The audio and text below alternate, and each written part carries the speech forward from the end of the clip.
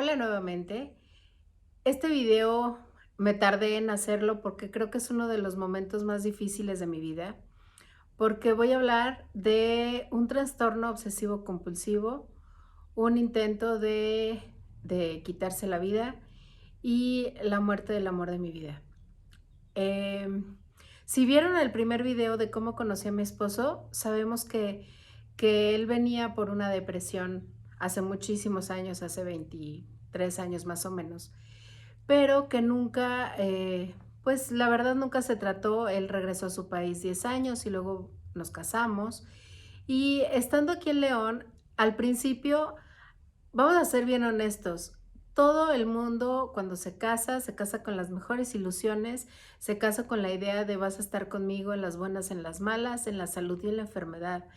Y te casas sabiendo que no todo va a ser color de rosa, porque obviamente no todo en el matrimonio es color de rosa. El que diga que tiene un matrimonio perfecto y no tiene problemas, creo que no está llevando un buen matrimonio. Todo el mundo tiene dificultades porque las relaciones humanas son complicadas y porque los matrimonios tienen que compaginar dos historias diferentes, dos educaciones diferentes, incluso en mi caso fue dos culturas diferentes, dos mundos distintos. Él venía de Europa, de Hungría, yo nací aquí en México, en León, y son culturas completamente distintas. Los europeos son muy fríos, los europeos son muy pues sí, eso, fríos, no son como tan cercanos como los latinos, como lo somos nosotros. Y eso yo lo tenía claro, lo entendía.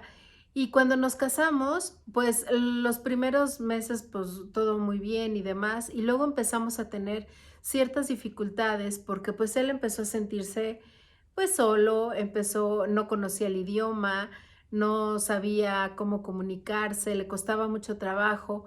Si vieron el video, el primer video, cuando les mencioné que él intentó quitarse la vida cuando vino aquí a México, él se rompió la tráquea, entonces no tenía voz, o sea, hablaba muy, muy ronco, como si estuviera enfermo de la garganta. Incluso toda la gente que lo conocía decía, oh, estás muy malo de la garganta, ¿verdad? Y era un tema de siempre estar, dando la explicación de no, no, no, así es mi voz, así es, o sea, no dando toda la explicación, pero si era, no, no estoy enfermo, así es mi voz. Entonces, eso le generaba de repente a él un poco de inseguridades, pero sobre todo venía cargando con una fuerte carga emocional desde muchos años atrás. Él vivió una separación familiar, él no tenía como esta estabilidad emocional en la familia porque pues sus papás se separan cuando él nace y a su papá lo conoce desde los 7 años. ¿Por qué estoy haciendo este antecedente desde tan atrás? Pues porque es importante saber que todo lo que el niño siente desde chiquitito, eso va a influir también cuando es adulto. Su papá todo el tiempo le decía que mañana voy, voy a conocerte. Su papá era piloto de la Segunda Guerra Mundial y era un señor muy fuerte, muy, muy recio, muy duro, pero a Chava lo conoció hasta los 7 años de edad. Él decía que todos los cumpleaños era mañana sí voy a ir a verte y nunca llegaba. Entonces él se sentía que no era importante o sea, si no soy importante para mi papá, pues ¿para quién voy a ser importante? Eso lo viene cargando como un costalito de toda la vida, ¿no? Ya cuando estamos aquí, empiezo a ver como situaciones que eran un poco obsesivas, pero yo decía, así es su personalidad, así es él. ¿Por qué? Porque todo lo justificamos. Y eso también es una parte importante de que no tenemos por qué justificar cosas que vemos que no se nos hacen como tan normales. Este, Uno ve, a lo mejor, mi esposo es muy agresivo. Es que fíjate que tuvo muchos problemas en el trabajo, entonces está muy cansado y entonces por eso pues viene y remata aquí. Ah, no, sí, pues sí, a hacer eso. o mi esposo, duerme mucho. No, pues es que trabaja muchísimo, entonces no tiene tiempo para descansar, entonces que duerma, o sea, todo lo justificamos, eso es un error muy grande. Hay que estar viendo como estos focos rojos que se van presentando en las personas para determinar si tienen o no una depresión o tienen o no un trastorno mental o tienen una falla en su cerebro. Entonces, todos estos justificaciones que yo hacía, pues las hice durante toda la vida. Empezó a tomar mucho, pues es que se extraña mucho a su familia, se siente solo, no tiene amigos aquí, no tiene cómo comunicarse, entonces eso le hace sentirse un poco menos. Íbamos a las reuniones con mi familia y él decía, es que nadie me pregunta cómo estoy, nadie me pregunta qué he hecho, o sea, entonces mejor ya prefería no ir, entonces empezaba a aislar y esas cuestiones empezaron como a llenar otra vez ese costalito. Tuvimos a nuestro hijo, fue nuestra mayor ilusión, todo estaba bien, pero él dejó todas sus adicciones, por ejemplo, el cigarro, él fumaba mucho, y él deja de fumar cuando yo estoy embarazada, porque él decía, tengo muy poco trabajo y pues la forma de no tanto de obtener más dinero, sino de ahorrar dinero, pues es dejando de fumar y aparte no queremos como darles ejemplo a nuestro hijo del cigarro y demás, entonces vamos a dejar de fumar. Bueno, él dejó de fumar cuando yo estaba embarazada, yo dejé de fumar un año antes, más o menos. Y fue de un día para otro, dijo ya no más y nunca más volvió a tomar un cigarro. O sea, cuando se proponía algo, lo lograba, lo hacía así sin pensar, porque decía, o sea, las cosas se hacen porque lo quieres hacer y entonces lo haces de inmediato. Entonces, empezó a tener muy buenos trabajos, empezó a tener muy buen trabajo, tenía ya muy buenos clientes, pacientes, él era masajista terapeuta, pero sí veía yo, por ejemplo, que en la casa había ciertos momentos en que se ponía tenso el asunto, sobre todo cuando se trataba de la limpieza o del orden.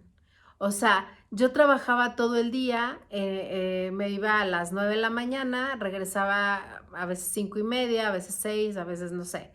Y pues realmente hacía yo la limpieza lo que podía pues en las noches o cuando mi hijo se dormía o así, porque tampoco era de las mamás que voy a hacer la limpieza y entonces no voy a convivir con mi hijo, no. Entonces siempre procuraba hacerlo cuando descansaba o cuando él no estaba en la casa para poder yo estar con él. Él me ayudaba mucho, él, por ejemplo, o sea, lavaba la ropa y todo este rollo, pero en cuestión de la limpieza del día a día, del orden, de este vaso no va aquí, no me muevan mis cosas, o sea, si yo sacudía su espacio y él se daba cuenta que había movido algo, o sea, tenía que estar como él decía, como él lo había dejado. Incluso ya había dejado yo de sacudirle ahí porque tenía muchos aparatos de música, porque le gustaba mucho la música, tocaba la armónica, la guitarra, empezó con el teclado, tenía su bocina, sus micrófonos y todo. Y pues eran muchísimas cosas. Entonces yo ya dejé de limpiar ese espacio porque si le movía algo le molestaba. No era diario, pero sí había momentos en que él estallaba, se enojaba muchísimo, aventaba cosas y les digo, uno justifica las acciones porque crees que así es el carácter y así son las cosas. Había momentos en que detonaban como esta depresión, por ejemplo, digo, cuando murió su papá, que le avisan que muere su papá, y pues obviamente se deprime, empieza a decir, ya no quiero vivir, ya no quiero estar aquí, y demás, y empezaba a volver a tomar y demás. Y entonces eran como momentos que detonaban esta situación. ¿Qué sucedió con el tiempo? Él dejó absolutamente de tomar 2 años completos, no tomaba una gota de alcohol ni una cerveza, nada, nada. Pero yo lo veía que estaba aislándose de la gente, no quería salir, no quería convivir, dormía mucho, sus hábitos de alimentación cambiaron, Él tenía un problema de triglicéridos altos por genética, entonces lo que siempre hizo, y eso creo que le ayudó bastante, fue el ejercicio. Se iba muy temprano, nadaba, andaba en bicicleta, se iba al gimnasio, y eso aparte de ayudarle un poco con la ansiedad, pues le ayudaba un poco con, bueno, mucho con lo de los triglicéridos. Pero había momentos en que ni siquiera quería ir a hacer ejercicio. Y yo decía, qué raro, porque era como lo que más le gustaba. Y viene la pandemia, y la pandemia hace que pues obviamente no haya trabajo, que nos tengamos que quedar en la casa. Para nosotros el quedarnos en la casa durante la pandemia fue un regalo, porque no habíamos tenido esa oportunidad de convivir los tres juntos, de amanecer juntos, de desayunar juntos, de comer juntos, de cenar, de hacer actividades varias durante todo el día, porque yo trabajaba, y cuando yo regresaba de trabajar, él programaba sus citas para irse a trabajar y no dejar a nuestro hijo solo. Entonces, nos veíamos relativamente poco en ocasiones, porque él ya llegaba anoche de trabajar. Entonces, en la pandemia yo lo veo como que fue un regalo de cierta manera, porque pudimos convivir, pudimos estar juntos, pudimos hacer actividades todos los días, jugábamos, pintamos la casa, o sea, teníamos como varios proyectos que habíamos ido posponiendo y que en ese momento los pudimos llevar a cabo. Obviamente, yo lo veía como un regalo, porque yo sí estaba trabajando, y obviamente a mí sí, yo sí recibía mi sueldo porque trabajábamos a distancia y demás, pero él no. O sea, su trabajo era un trabajo físico en donde requería contacto con las personas, y pues no se podía en ese momento. Y entonces empiezo a ver que él empieza como a deprimirse, porque no tiene trabajo, porque no se siente suficiente, porque él es el hombre de la casa y no aporta, no es el proveedor. Yo salgo a trabajar y él tenía que quedarse en la casa con las clases virtuales con el hijo y demás. Y teníamos muchas pláticas acerca de, somos un equipo, vamos a trabajar juntos. En esta ocasión, pues, y casi siempre no, me tocó a mí ser el proveedor de la familia. Él, aunque sí tenía trabajo, pues su trabajo no era como, o sea, él pagaba los gastos y demás de los servicios de la casa y demás, pero yo me encargaba de todo lo demás. Entonces, cuando ya no existía ni siquiera esa parte de lo que él podía aportar para la casa, empezó a decaer su ánimo. Y entonces empecé a ver que ya dormía mucho, que ya no quería comer, que no salía ni siquiera a hacer ejercicio. Y entonces, pues yo decía, a ver, somos un equipo, tú estás aquí en la casa. Si no estuvieras aquí en la casa, o sea, si tuvieras otro tipo de trabajo, no podríamos tener a alguien con las clases virtuales con el niño. Entonces, gracias a que estás tú, o sea, Dali ha salido adelante con su escuela y demás, estaba muy al pendiente de las clases virtuales y demás. Pero para él no era suficiente, porque estamos en un mundo donde los roles y los papeles están como muy bien marcados, y entonces si no eres proveedor, no eres suficiente para tu familia. Eso yo nunca se lo hice ver a él. O sea, él lo veía por él se sentía así. Entonces, en muchas ocasiones, pues llegaba a decir, es que ya no quiero estar aquí, es que ya no quiero vivir. Y yo decía, lo está diciendo como al aire, lo está diciendo porque está deprimido. Hablábamos, comentábamos el punto, y bueno, se aligeraba, y luego había días que estaba bien. Y en una ocasión hubo un acontecimiento que detonó lo que ya posteriormente utilizamos como pretexto para llevarlo a una terapia, que fue, él vino a trabajar aquí en casa de mi mamá, tenía su consultorio. Había hojas tiradas, agua, pues porque hacía viento y demás. Mi mamá con una enfermedad terminal no podía hacer como todo el quehacer de toda la casa y demás, y aparte pues él estaba acostumbrado a venir y limpiar su consultorio y su espacio, pero en ese momento, ese día específicamente, algo detonó en él esa ira y ese enojo por la limpieza. y empieza a enojarse mucho con mi mamá, a tener una discusión muy fuerte. Se fue de la casa, o sea, se llevó a mi hijo, se quedaba aquí los fines de semana, se lo lleva, yo llego a la casa a recoger a mi hijo y mi mamá la encuentro como muy alterada porque se había llevado al niño y ella no lo veía bien, que estaba como muy enojado. Y llego a la casa y veo que está todo normal, para él no pasó nada. Entonces le dije, a ver, no, eso no está bien, o sea, esos ataques de ira, no están bien. Y esa noche, él no pudo dormir en toda la noche porque tenía muchísimo miedo de que él ya se dio cuenta que él tenía realmente un problema. Ya no era el ataque de ira por nada o ya no era el no estoy lastimando a nadie, o sea, él decía, es que lastimé a tu mamá, o sea, lastimar con golpes, sino con palabras, y no se vale, esto ya no está bien, no estoy bien, tengo miedo, por favor ayúdame. En ese momento empecé a buscar un psiquiatra, como era pandemia obviamente, pues no había citas presenciales y este doctor nos empieza a dar citas virtuales y empieza a platicar con él y empezamos a ver que al parecer tiene un trastorno obsesivo compulsivo, le da unos medicamentos para tranquilizar la ansiedad, los ataques se llaman ataques psicóticos, para que pudiera dormir, porque dejó de dormir, no podía dormir del miedo y demás, no podía dormir, se dormía a lo mejor 2, 3 horas en un día y eso lo tenía pues mucho, muy ansioso. Entonces, algunos medicamentos que le dieron empezaron a hacerle, él decía que como un ruido en la cabeza, o sea, no descansa este ruido en mi cabeza y tengo sueños muy reales, como muy vívidos. Y hablamos con el psiquiatra y dice, este medicamento, uno de sus efectos es ese, vamos a cambiarlo por otro. Entonces, él empezó a desesperarse porque él creía que tomándose el medicamento rápidamente iba a funcionar el medicamento, o sea, se iba a sentir distinto.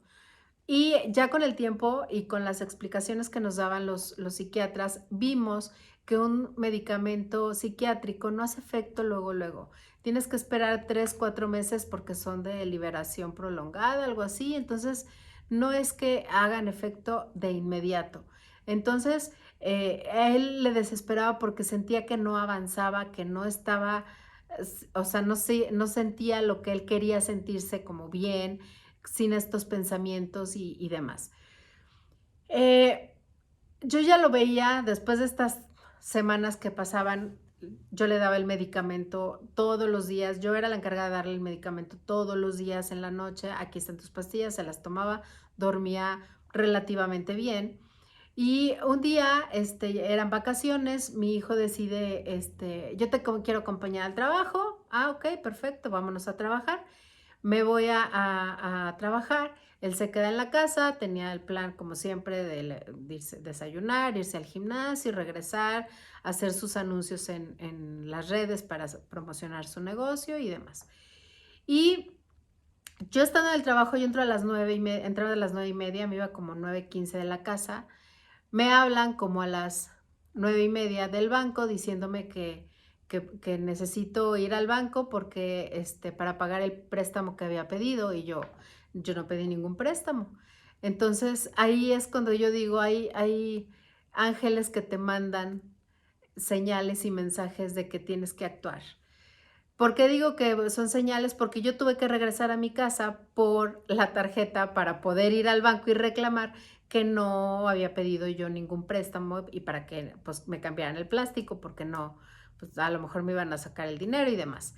Esa tarjeta como yo no la usaba, pues acá estaba en mi casa. Entonces decido llevarme a Dalí conmigo y decirle, te vas a quedar con tu abuelita porque tengo mucho trabajo, tengo que ir a hacer esto en el banco y demás. Entonces no voy a poder estar contigo como yo quisiera. Otro día te traigo. Perfecto. Lo vengo, lo dejo en la casa y llego a mi casa y veo que no se ha ido al gimnasio, pero entro y lo veo sentado en la sala, en el comedor, perdón, con una botella de tequila y con todos los medicamentos que el psiquiatra le había administrado, se los tomo todos. todos juntos. Muchísima medicina se tomó. Yo tenía pues medicina extra para no estar comprando todo el tiempo. Toda se la tomó muchísimo. Se tomó clonazepam, se tomó quetiapina, se tomó lanzapina, o sea, mucha medicina. Yo lo veo y a la hora que lo veo entrar, la sangre se me fue a los pies, o sea, sentí un frío terrible, lo vi ya muy, muy transparente, o sea, su color muy, muy transparente. Él volteó y me vio y me dijo, ya no quiero estar aquí, ya no quiero vivir, pero llegaste demasiado pronto. O sea, él obviamente sabía que yo iba a llegar hasta las 5:30 de la tarde. Entonces, en ese momento pierde el conocimiento, lo llevo como pude al sillón de la sala, empiezo a hablar, a hacer llamadas, a buscar una ambulancia, nunca llegó la ambulancia, lo único que llegó fue un policía que me ayudó y me auxilió a llevarlo a mi camioneta, junto con unas personas que iban pasando por la calle. Lo suben a la camioneta, me lo llevo yo manejando al ISSSTE. Yo no sentía los brazos, no sentía las piernas, tenía un miedo terrible y llego al ISSSTE y pues obviamente lo atienden muy rápido. Venía literalmente casi muerto y llega le hacen un lavado de estómago y pues obviamente pues, muy mal. Estaba muy mal, muy mal. Pasan las horas, gracias a Dios llega uno de mis primos a estar ahí conmigo, mis amigas que no me dejaron. Mi mamá obviamente le hablé para decirle que pues no sabía qué pasaba, que se quedara con Dalí y demás. Y ahí empezó una pesadilla que no le deseo a nadie, el ver que tú no puedes hacer nada ya pues para salvar la vida del ser que amas. Creo que atendimos este problema de la depresión y del trastorno obsesivo compulsivo demasiado tarde. Si desde un principio él se hubiera tratado cuando lo intentó la primera vez, a lo mejor otra historia hubiera sido, pero no fue así. Estuvo alrededor de 5 o 6 días en terapia intensiva. No sabían si iba a despertar con algún daño cerebral, con algún daño motor, no teníamos idea. Fue una semana que yo no quisiera que viviera nadie. El tema de la depresión, del psiquiatra, de los medicamentos psiquiátricos, es un tema que no se habla y que tenemos que hablarlo, o sea, tenemos que conocer los focos rojos, tenemos que saber qué hacer, cómo actuar, con quién acudir. A partir de ese momento, gracias a Dios y por un milagro, porque eso fue un milagro, él sale de terapia intensiva. Los doctores querían llevarlo a un hospital psiquiátrico, pero en ese momento, cuando ya lo iban a dar de alta, el psiquiatra que lo estaba viendo ahí en el liste, bueno, que lo vio unos segundos y según él ya había tenido un diagnóstico y demás, dijo, no, ya está súper bien, ya no tiene caso, no. El primer procedimiento que iban a hacer era llevarlo a un psiquiátrico 3 semanas para estabilizarlo. Pero él dijo, no, ya no es necesario, solamente van a ir con una psicóloga aquí de ISSSTE, que vaya a sus terapias, viene conmigo a revisión y eso va a ser suficiente. Salimos del hospital, fuimos con la psiquiatra, con la psicóloga que nos recomendó el ISSSTE, bueno, que está ahí. Y fue muy extraño porque fue de, híjole, es que yo no puedo trabajar con él así, necesita estar bien para yo poder entrar a trabajar con él. Y yo, ¿cómo que necesita estar bien? O sea, ese va a ser tu trabajo, que esté bien. Por eso estamos viniendo contigo. Entonces realmente no lo atendió. Fuimos solamente una cita. En esa cita dijo: "Yo creo que tiene que regresar a emergencias porque está teniendo un ataque de ansiedad". Él empezó a sudar mucho. Pues claro, como si le están diciendo que tiene que estar bien para atenderse. O sea, es como si voy con un gastroenterólogo porque me duele el estómago y me dice: "¿Sabes qué? Cuando se te quite la diarrea vienes porque ahorita que estás mal no te puedo atender". O sea, se me hizo de lo más, perdón la palabra, pero lo más estúpido decir que no lo puedo atender porque está mal. Pues, y por eso vamos. Pero bueno, las cosas sucedieron así. Esta psicóloga no lo quiso atender. Entonces yo busqué ayuda por otro lado. Gracias a Dios y a todos los ángeles que en esa época me estuvieron apoyando. Nosotros obviamente no teníamos como una solvencia económica, pues literal que nos sobrara el dinero para hacer una terapia psiquiátrica. Desgraciadamente los tratamientos psiquiátricos son muy caros y yo digo que esto es una enfermedad para ricos porque no cualquiera puede pagar esos medicamentos y pagar los psiquiatras una vez a la semana o 2 veces a la semana y aparte una terapia psicológica.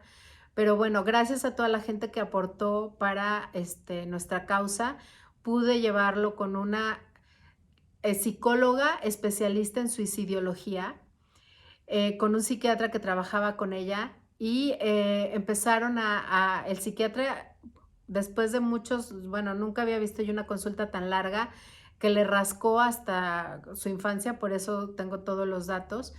Y, y decir, a ver, lo que estaba sucediendo es que le estaban tratando el último problema. El problema que tiene él es un trastorno obsesivo compulsivo. El trastorno obsesivo compulsivo provoca ansiedad. La ansiedad provoca depresión. La depresión, insomnio. Entonces, lo que le están tratando a él con este medicamento que tú que le estaban dando en el ISSSTE, es el insomnio. O sea, un clonazepam para dormir y media olanzapina no le iba a hacer nada, nada absolutamente, porque no estaban tratando el trastorno obsesivo compulsivo, que para eso hay un medicamento.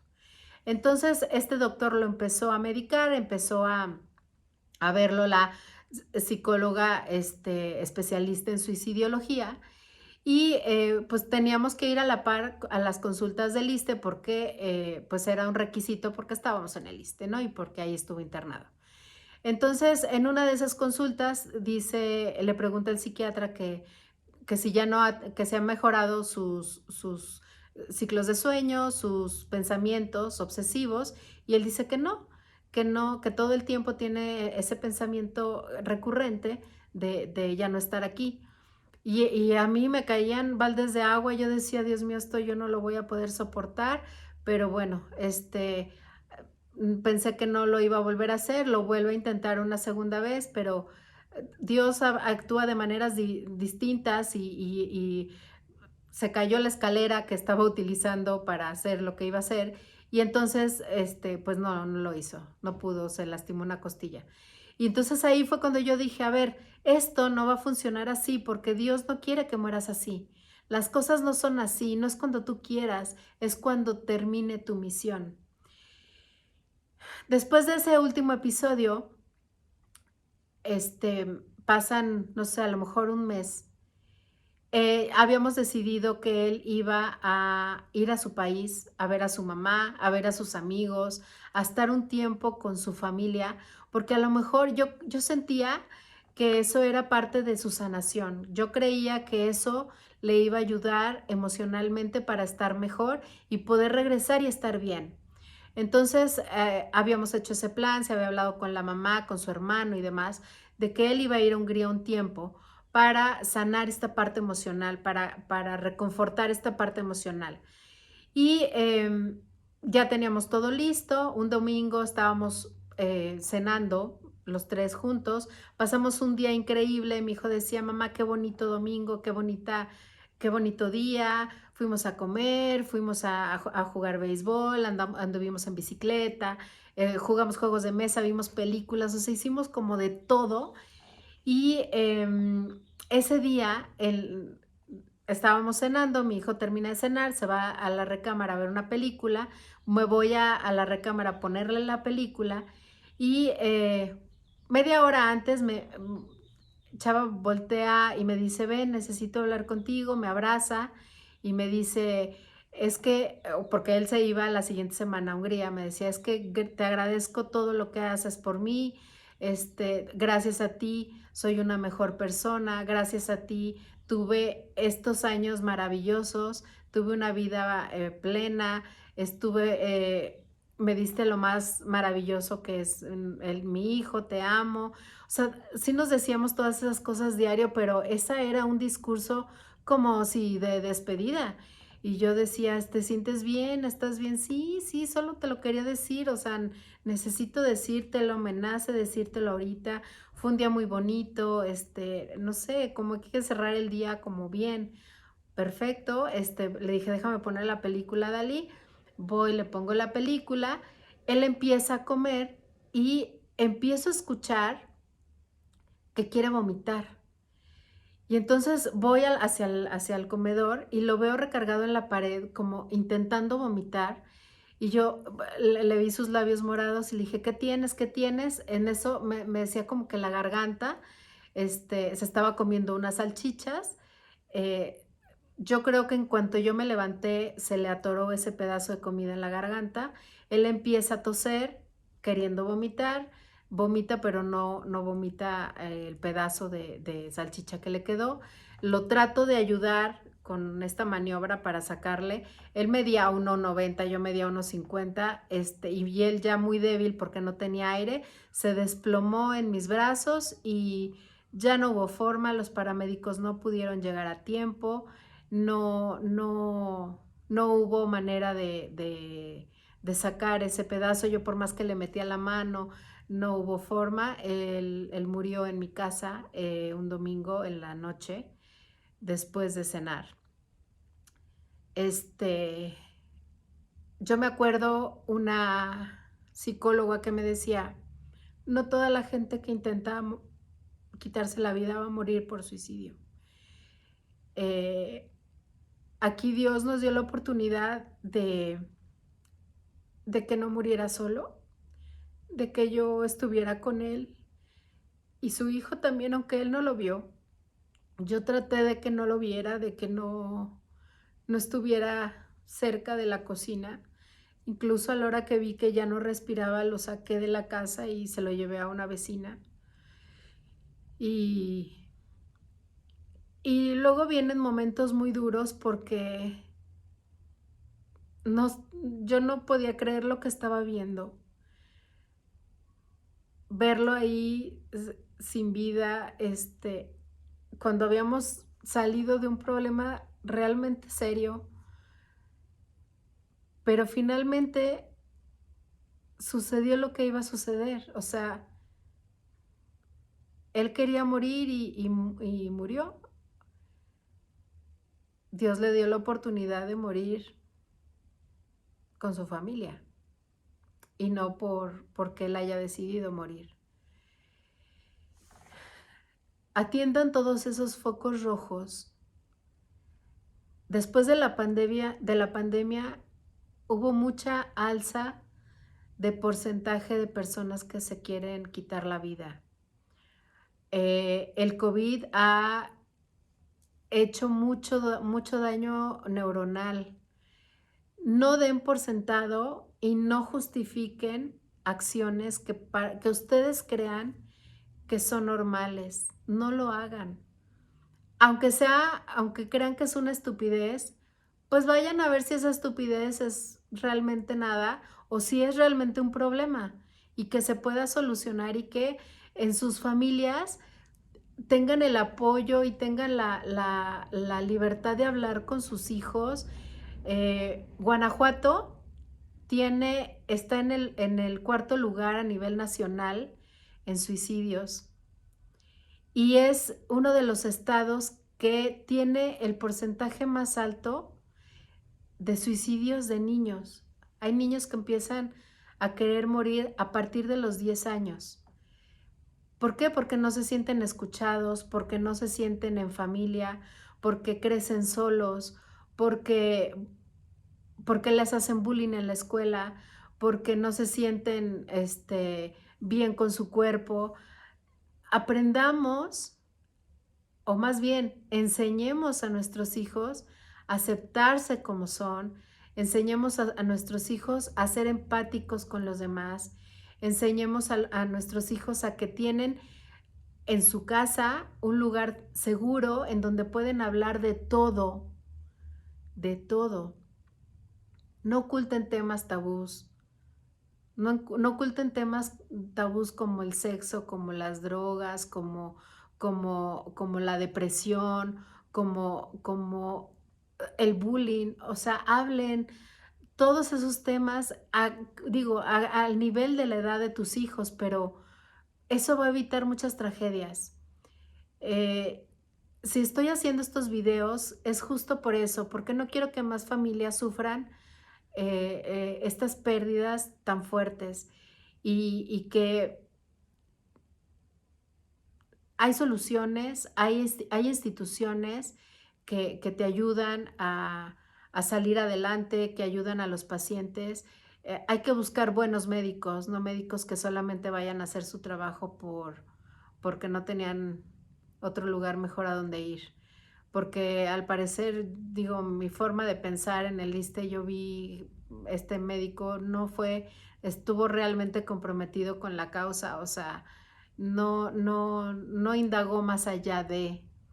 Y entonces, hagamos conciencia de vivir bien, de vivir felices. Este capítulo lo comparto, es un capítulo muy duro en mi vida, que todavía sigo trabajando en él y sigo tratando de que mi hijo sea feliz. Él tiene muy lindos recuerdos de su papá, o sea, y esos los vamos a tener siempre. Obviamente él no sabe toda esta historia completa, pero lo que quiero es que él crezca feliz y yo con él hablo de todos estos temas, aunque tiene 9 años. ¿Por qué? Porque no quiero, y más ahora que solo estamos él y yo, que le den malas informaciones sus amigos o el internet o whatever. La información tiene que salir de tu casa y tiene que salir de tu boca. Espero que estos videos les empiecen a ayudar a hacer conciencia de los problemas tan fuertes sociales que hay como es este tema del suicidio. Y compártelo para que si hay gente que ve estos focos rojos sepa y esté atento.